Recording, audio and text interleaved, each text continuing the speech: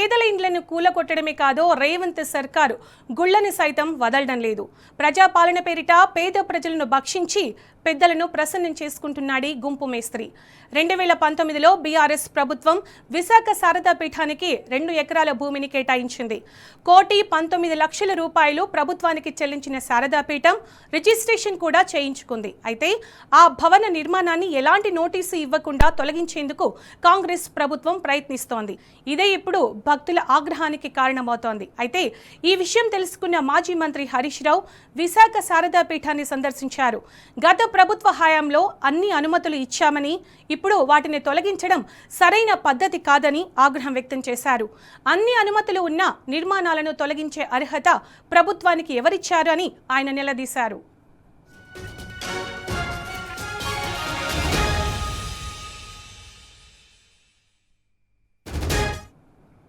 ఇక ఇదే అంశానికి సంబంధించి పూర్తి సమాచారం మా ప్రతినిధి రంజిత్ అందిస్తారు. రంజిత్, ఏదైతే కోకాపేటలో ఉన్నటువంటి శారదా పీఠానికి సంబంధించినటువంటి భూమి ఏదైతే ఉందో ఆ భూమికి సంబంధించిన దాంట్లో కాంగ్రెస్ పార్టీకి సంబంధించినటువంటి నేతల కన్నుపట్టడంతో దాదాపు కోట్ల విలువ, అంటే దాదాపు 100 కోట్ల నుంచి 200 కోట్ల రూపాయలకు ఎకరం పలికినటువంటి భూములు అయితే ఉన్నాయో ఆ భూములని ఖచ్చితంగా కాంగ్రెస్ పార్టీ నేతలకు కట్టుబెట్టాలనే ఆలోచనతోనే కూడా దాని మీద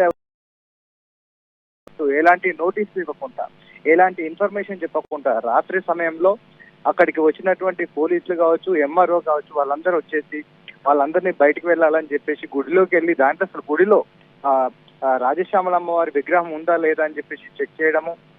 దాంతో పాటు రాత్రి 1:30 వరకు పోలీస్ ప్రహారాల్లో కూడా మొత్తం ఏదైతే విశాఖ శారదా పీఠానికి సంబంధించినటువంటి పీఠాధిపతులు వాళ్ళందరూ ఉన్నారో అది మొత్తం కూడా మండలంలో చెడిపోయిన పరిస్థితి అనేది నెలకొంది. దాని తర్వాత ఈ రోజు చూసుకున్నట్లయితే ఈ రోజు ఉదయం నుంచి కూడా ఒకవైపు పోలీసులు, అంటే సివిల్ డ్రెస్ లో, పోలీస్ డ్రెస్ లో కాకుండా సివిల్ డ్రెస్ లో దాదాపు 20 నుంచి 30 మంది పోలీసులు అక్కడ ఉండడం, దాంతో పాటుగా ఎంఆర్ఓ కావచ్చు, దాంతో పాటుగా రెవెన్యూ సంబంధించిన అధికారులు కూడా అక్కడ ఉండి అలా ప్రహారాలలో రాజశ్యామల అమ్మవారికి పూజ చేయడానికి వెళ్తున్నటువంటి అర్చకులు ఎవరైతే ఉన్నారో వాళ్ళందరినీ కూడా పూజ చేయొద్దనుకున్న అడ్డుకున్న పరిస్థితి కనపడుతుంది.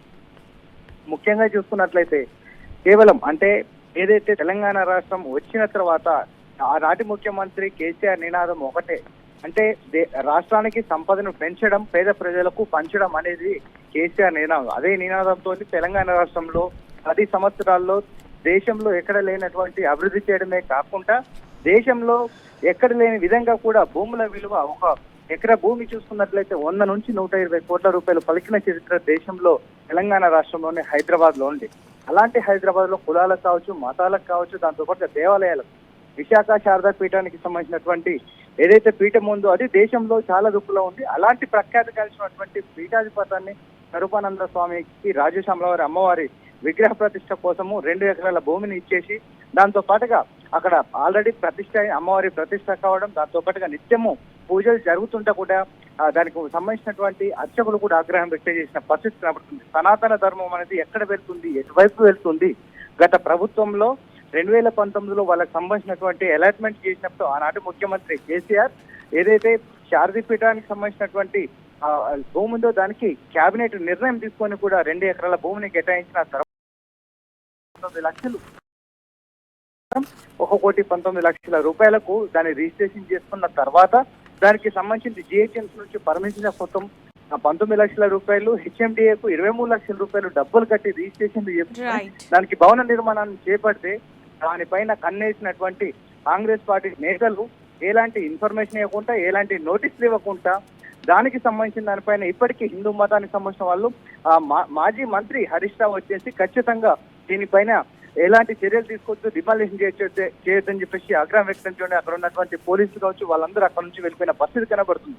అక్కడ నుంచి వెళ్ళిపోయిన తర్వాత ఒకవైపు పోలీసులు అందరూ వెళ్ళిపోయినా కూడా అక్కడ సివిల్లో వచ్చేసి సివిల్ డ్రెస్ లో అక్కడ ఉండడం, వాళ్ళందరూ కూడా అబ్జర్వేషన్ చేయడం చూసిన తర్వాత ఒకవైపు కలెక్టర్, ఎంఆర్ఓ ప్రెస్ మీట్లు పెట్టేసి ప్రెస్ మీట్ల ఆధారంగా దానికి శంషాబాద్ లో అదే 2 ఎకరాల భూమిని శంషాబాద్ లో కేటాయిస్తాం, దానికి సంబంధించినటువంటి వాటర్ సమస్య ఉంటుంది, అంటే అక్కడ ఉన్న ఏరియాలో బహుళంతస్తుల భవనాలు ఉండడం వల్ల అక్కడ వాటర్ సమస్య ఉంటుంది, అక్కడ వాటర్ సమస్య కోసం వచ్చేసి వాటర్ వర్క్స్ ఆ ల్యాండ్ని కేటాయిస్తున్నామని చెప్తుంటే స్థానికంగా ఉంటే హిందూ సమాజానికి సంబంధించిన కార్యకర్తలు కావచ్చు ప్రజలందరూ కూడా కోకాపేటలో ఎన్నో ఎకరాల భూములు ఉన్నాయి, ఆ భూమిలో Right.